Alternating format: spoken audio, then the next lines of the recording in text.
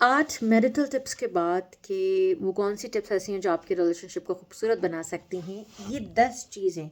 जो आपके अच्छे से अच्छे रिलेशनशिप को ख़राब कर सकती हैं, जिनका ख़्याल आपको रखना बहुत ज़रूरी है। जिसमें नंबर 1 जो है कि हम वेट करते रहते हैं कि हमारा जो स्पाउस है वो हमारा माइंड रीड करेगा। तो ये जो सबसे पहली गलती है ये हम कर रहे होते हैं, जो कि हमारे रिलेशनशिप को बर्बाद कर देती है। नंबर 2, हम जो है ना वो स्कोर रखना शुरू कर देते हैं कि भाई हमने इतनी दफ़ा ये किया और आपने इतनी दफ़ा ये किया, और मैं ही सारा काम करूं या आप ही सारा काम करें, या मैं ही ये सब कुछ करूं या आप ही ये सब कुछ करें। तो जो स्कोरिंग है ना, ये रिलेशनशिप में जो है ना वो ख़राबी का सबब बनती है।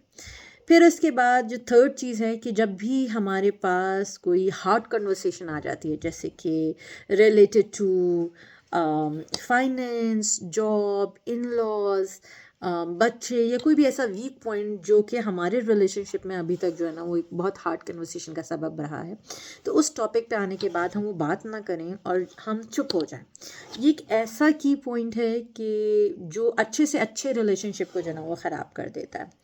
और फिर उसके बाद नंबर 4 कि जब हम कोई बात कर रहे हों, जैसे फॉर एग्जांपल मेरे स्पाउस कोई बात कर रहा है या मैं कोई बात कर रही हूँ, और बीच में जो है ना हम इंटरप्रिटेशंस करना शुरू करते हैं, इंटरप्शन शुरू करते हैं, या फिर उसके बाद जो हम कहते हैं कि उसको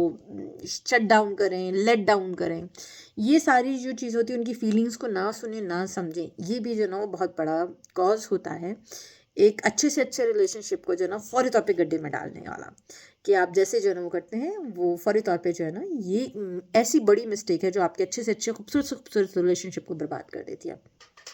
नंबर 5 कि आप अपने आप को माजी में रखे हुए हैं, जैसे कि holding on to past mistakes, like अगर कोई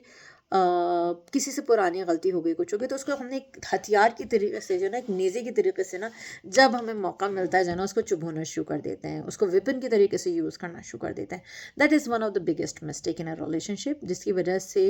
आपका रिलेशनशिप ख़राब हो सकता है। उसके अलावा अज्यूमिंग लव इज़ इनफ, हम हमेशा ये समझते हैं कि जी मोहब्बत काफ़ी हो जाती है।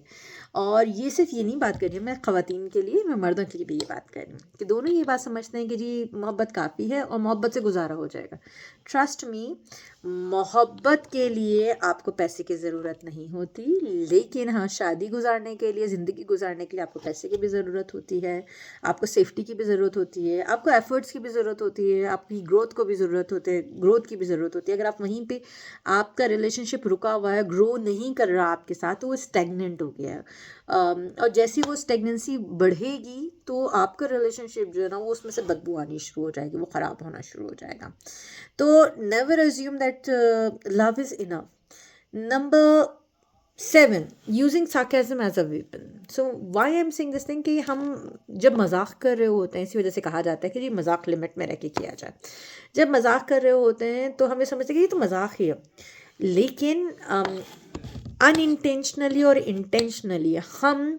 अपनी स्पाउस की या अपने फ्रेंड्स की या अपने किसी और रिलेशनशिप के को की बात करूँ मैं, उसको हम हार्म करते हैं, उनकी फीलिंग्स को हम हार्म कर जाते हैं। कभी कभार हमें समझते हैं कि जी वो उनको तो बुरा नहीं लग रहा, लेकिन बुरा लग रहा होता है।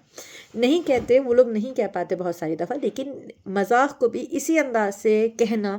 कि जो सार्केस्टिकली अगर जो हम कह रहे हैं बात को कि वो उनको हर्ट करे, तो ये आपके रिलेशनशिप को ख़राब कर सकता है। उसके अलावा छोटी छोटी चीज़ों का निगलेक्ट करना, जैसे कि छोटा सा कभी टेक्स्ट कर लेना, या ये अज्यूम कर लेना कि वो तो बिल्कुल ठीक होंगे, उनको कॉल ना किया जाए, उनको मैसेज ना किया जाए, या उनके आराम के लिए हम अलग कमरे में सो जाएंगे, या आप अपने आराम के लिए आप उनको जो ना वो अलग कमरे में सुलाते हैं।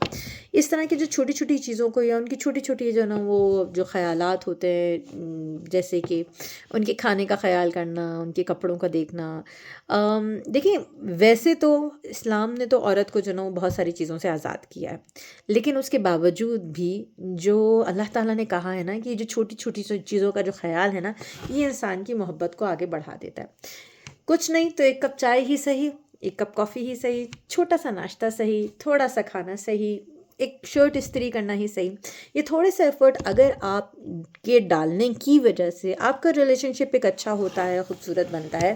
Then why not, it's not a bad deal. फिर उसके बाद नाइन्थ चीज़ जिसको हम कहते हैं कि thinking space is always equals to distance.